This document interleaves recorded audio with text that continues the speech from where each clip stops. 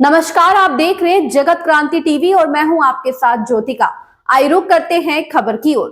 भाजपा नेता निशिकांत दुबे ने वक्फ संशोधन विधेयक 2024 पर कहा, इसका हिंदू, मुसलमान या सिख ईसाई से कोई लेना देना नहीं है।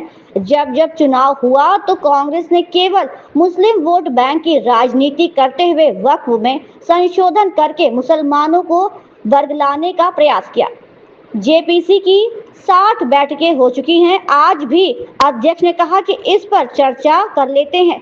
समय को लेकर कोई परेशानी नहीं थी। वे मन बनाकर आए थे कि उन्हें केवल मुसलमानों को वोट बैंक समझना है और संदेश देना है, इसलिए विपक्ष ने इसका विरोध किया। उनकी बुद्धि पर तरस आता है। वक्फ अच्छा बिल है और इसे पास होना चाहिए। अनकॉन्स्टिट्यूशनल है, ये हितों में नहीं है माइनॉरिटी के। कैसे देखिए, हम इतिहास तो बदल नहीं सकते। 1911 में जिन्ना साहब ये मुसलमान वक्फ एक्ट लेकर आए और 1954 तक ये जिन्ना एक्ट के तौर पर ही जाना जाता रहा। इस देश में मुसलमानों के नाम पर अलग कानून, हिंदुओं के नाम पर अलग कानून, उसने जो है भारत का बंटवारा कर दिया, पाकिस्तान बन गया।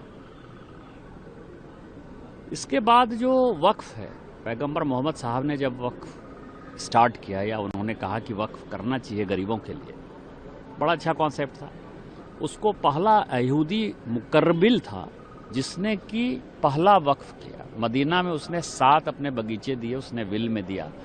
वो 625 में मारा गया लड़ाई में, और वो सारे जो है मोहम्मद साहब ने उसको, पैगंबर मोहम्मद ने इसको चैरिटेबल वक्फ के तौर पर स्टार्ट किया। इसका मतलब ये है कि इसका हिंदू, मुसलमान, सिख, ईसाई से कोई मतलब नहीं है। वक्फ कोई भी कर सकता है। इस देश में भी वक्फ उसी तरह के हुए हैं। जब चुनाव हुआ, कांग्रेस ने केवल मुस्लिम वोट बैंक की पॉलिटिक्स और अलग पाकिस्तान बनाने के चक्कर में वक्फ में संशोधन करके मुसलमानों को बरगलाने का प्रयास किया। चाहे 1995 में वक्फ बाय यूजर हो, चाहे 2013 में, दोनों चीज़ें यदि आप देख लीजिएगा तो चुनाव से था। हम लोकसभा चुनाव में जाने वाले थे 1995-96 में भी, और उसके बाद 2014 में।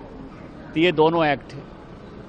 अब इन चीज़ों में 60 मीटिंग हो चुकी ज्वाइंट पार्लियामेंट्री कमेटी की। जब ये वक्फ बिल आया तो अपोजिशन ने कहा कि ज्वाइंट पार्लियामेंट्री कमेटी बनाइए, चर्चा करिए। चर्चा हुई। आपको पता है कि जो जगदम्बिका पाल जी थे, उनके ऊपर जो है मारने का भी प्रयास हुआ। कल्याण बनर्जी ने जो है बोतल भी फेंका। इस तरह का मैंने कभी लाइफ में देखा ही नहीं कि इस तरह का भाई पार्लियामेंट होता है।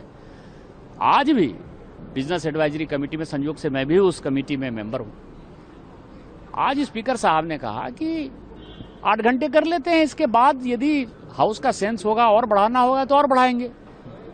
समय के लिए कहीं भी कोई परेशानी नहीं थी। ये मन बना कर आए थे कि इनको जो है केवल मुसलमानों को मैसेज देना है, मुसलमानों को वोट बैंक समझना है, मुसलमानों को मैसेज देना है। इसलिए इन चीज़ों का उन्होंने बैकआउट किया। उनके बुद्धि पर तरस आता है। वक्फ अच्छा बिल है और इसको पास होना चाहिए। इस खबर में बस इतना ही। बने रहिए जगत क्रांति टीवी के साथ।